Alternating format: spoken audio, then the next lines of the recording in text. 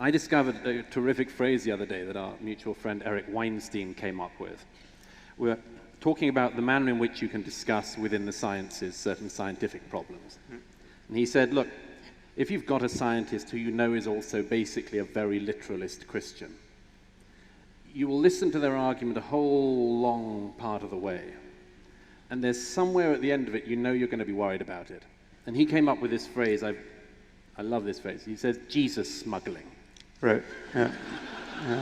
Jesus smuggling is, you're going to follow all the way, yes, and then the worry is that when you get to the bit that you're not so good on, that's when they're going to smuggle in Jesus. Yeah.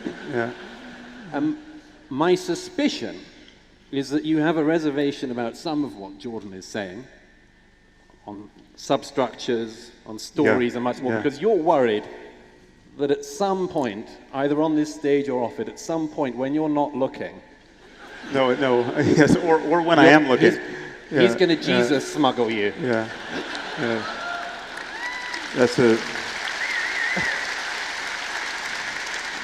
Well, is that fair? Yeah. I was thinking maybe I'd just carry him in on a cross. Yeah, right.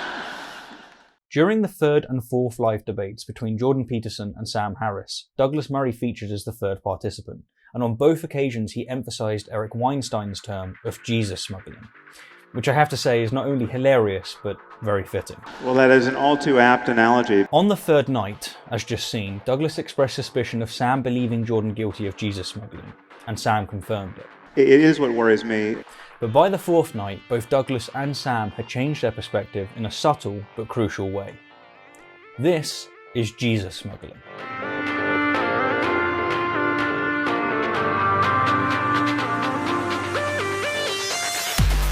Before we ask whether Jordan is guilty of Jesus smuggling, he's going to Jesus smuggle you. I'd like to really nail down the term and give some solid examples, and believe me, I'm not in short supply. The term is quite simple. Jesus smuggling occurs when someone sneaks Christianity into an otherwise valid argument, or tethers Christianity to an otherwise valid premise. Take, for instance, the entire epistemic lobotomy that is presuppositional apologetics. Have you ever engaged a Christian presuppositionalist? These apologists start with the relatively simple rules of inference. Logic is universal. You're going to follow all the way. Yes.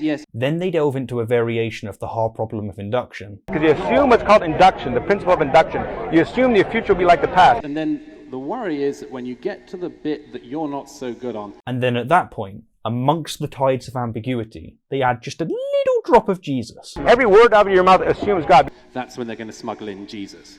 Indeed, they drag you down into the murky depths of epistemology, and then boastfully beg the question as if it's not a logical fallacy. God is a necessary precondition for intelligibility. It's Jesus smuggling, all right, but it's not exactly smuggling. There's nothing subtle about it. It's more like Jesus jamming. Or to give another example, take the Kalam cosmological argument. Premise 1, whatever begins to exist has a cause. Premise 2, the universe began to exist. Therefore, the universe has a cause. As I've said in the past, the Kalam is spectacularly mundane. Even if it were valid, it wouldn't even get us to a first uncaused cause, let alone a conscious entity.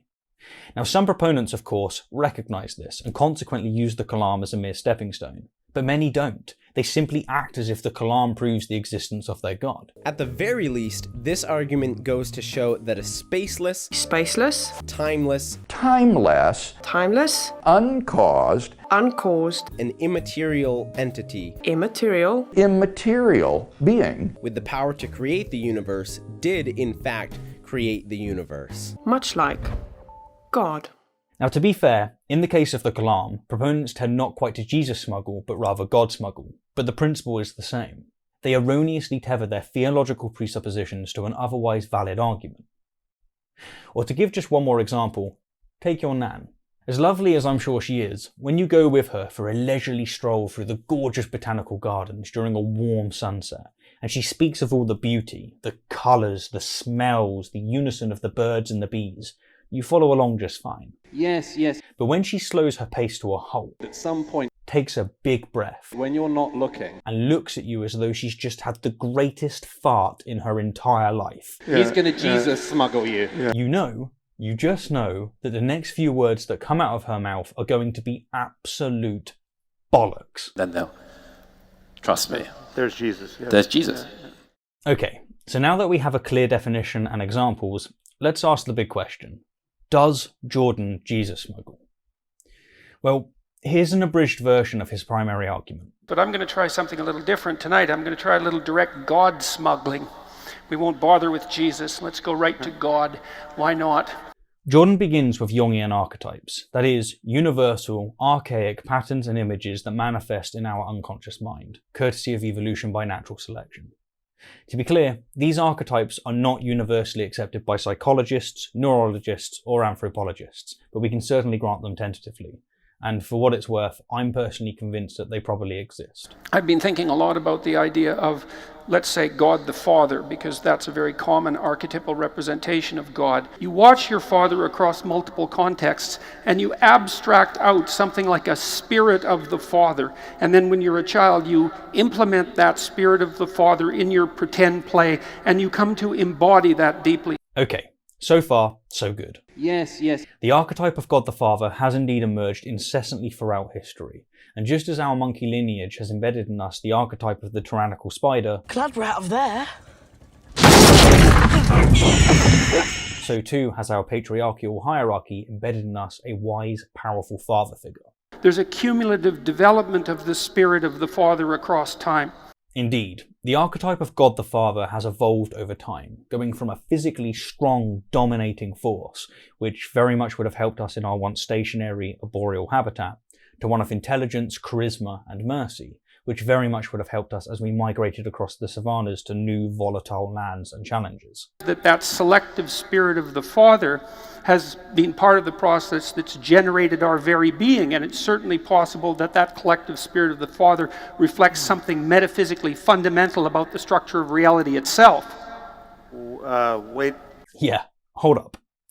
We could go so far as to say that it's a fact that the archetype of God the Father predicates, in part, our psyche, but we can't say that this archetype constitutes some metaphysical, fundamental structure of reality itself. Look, if you put a cucumber next to a cat, the cat is likely to flee in a manic panic. Why? Because snakes have been their predators for eons, and the archetype of the vicious serpent makes them go from 0 to 100 instantaneously, for obvious evolutionary reasons. But while we can say that it's a fact that this archetype resounds within the psyche of the cat, we can't say that it constitutes a metaphysical structure of reality itself. That is, unless we redefine these terms, which I have to say, Jordan is notorious for doing. He's an archetype of his own, he's the linguistic juggler. Now you might be thinking, as I once did, that it's within these moments of ambiguity that Jordan Jesus smuggles, but you'd be wrong.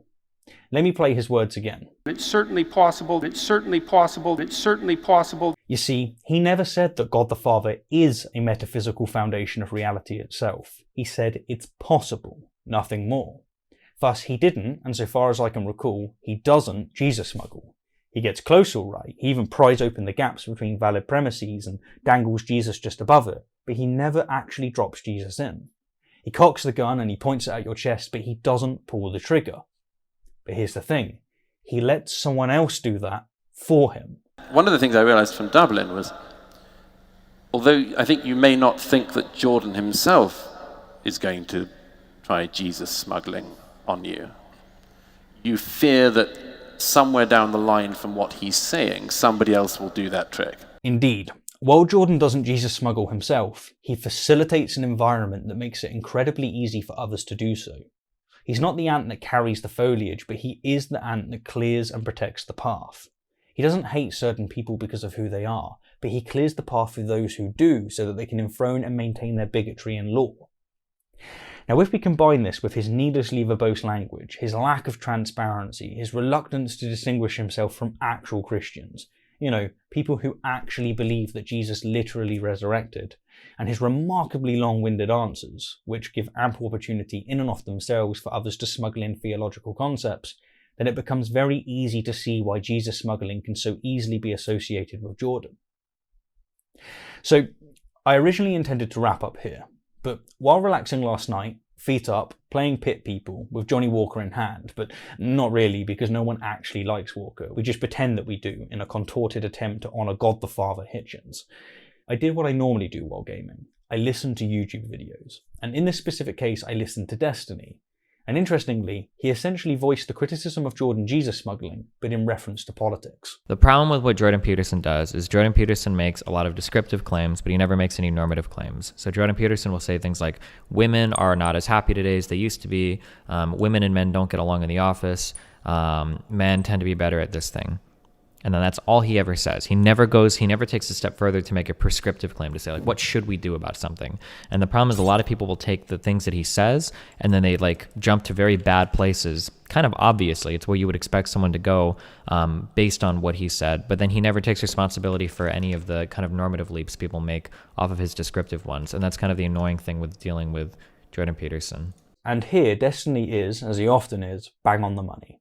Jordan doesn't necessarily smuggle bad ideas himself, but he facilitates an environment that makes it incredibly easy for others to do so. He doesn't say that women should fulfill the role of looking after children, but he does clear the path for those who do. Given this, the question is, how responsible is Jordan for the damage done by his rhetoric? How much responsibility is on the cross on his back? Truth be told, I don't know. I'd like to know your thoughts, so you can let me know in the comments, but what is for certain is that he bears some responsibility.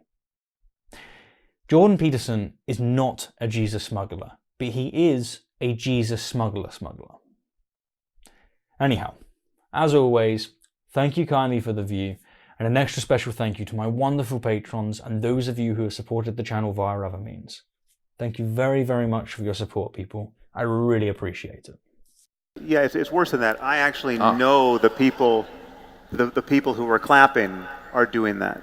I hear from those people on a daily basis, right? So that the segment of Jordan's audience that is very happy to be told they can stay on the riverbank of their traditional Christianity for the most part, and they don't have to get into the stream of totally modern, rigorous, rational thinking about everything from first principles, right? That there's something that the Iron Age scribes got right, and it's right for all time.